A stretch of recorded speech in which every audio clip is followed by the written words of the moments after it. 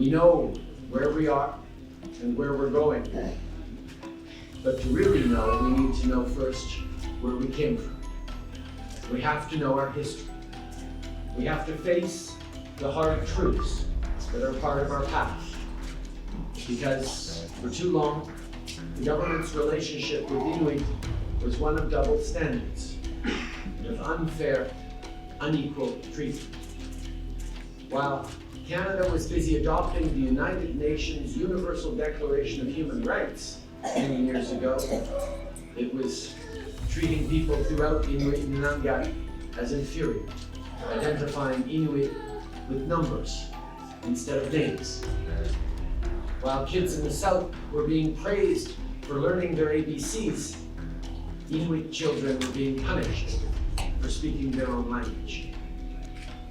While the government was hard at work creating universal health care, it was forcing Inuit into settlements where disease and infection were rampant.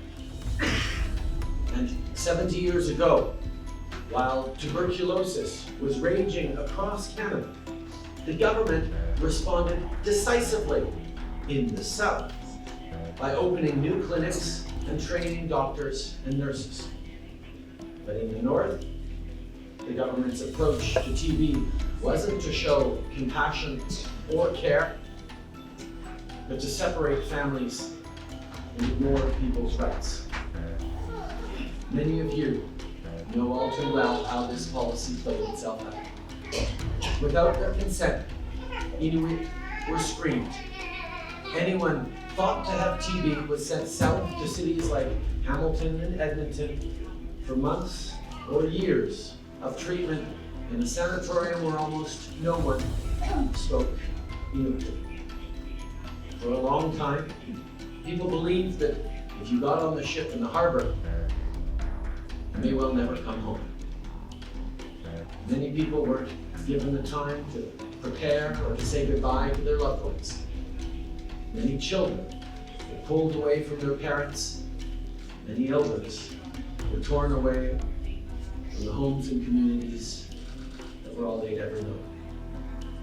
It was a grueling journey of thousands of kilometers on ships, on trains, and on planes. A trip that took days or even weeks. A trip that took lives along the way. And the mothers and fathers, brothers and sisters left behind often weren't told where their loved ones had gone or for how long. When someone passed away during treatment, they were buried in the South. Only sometimes was it in a marked grave, and only sometimes were their family even told.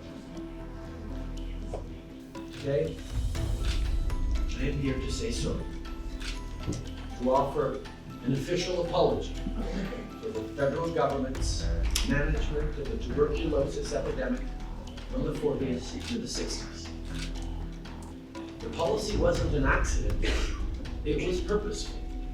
It was done even though the government of Canada knew the toll on Inuit families. It was done when the best interests of communities were not put first. To the people who were sent south, we are sorry. We are sorry for forcing you from your families, for not showing you the respect and care you deserved. We are sorry for your pain. Beating this disease isn't as simple as vaccines or screening, although that's certainly part of the equation. To end this crisis, we have to acknowledge that people live every day with the legacies of colonialism. If you remember being sent south, of course you're wary of government treatments today. We cannot repeat the mistakes of the past. We cannot impose solutions. That's why we're taking a new approach and following your lead. Our government is investing in your plan, an Inuit-led plan with more than $27 million over 5 years towards the elimination of TB in Inuit and Nunavut. With this investment, we're also supporting Nunavut, Nunavik, and the Inuit settlement region in developing their own action plans. And just like our new approach is founded on working in partnership, it's also based on seeing TB for what it truly is, a disease that cannot be cured by medicine alone. We must address poverty, food insecurity, and inadequate housing.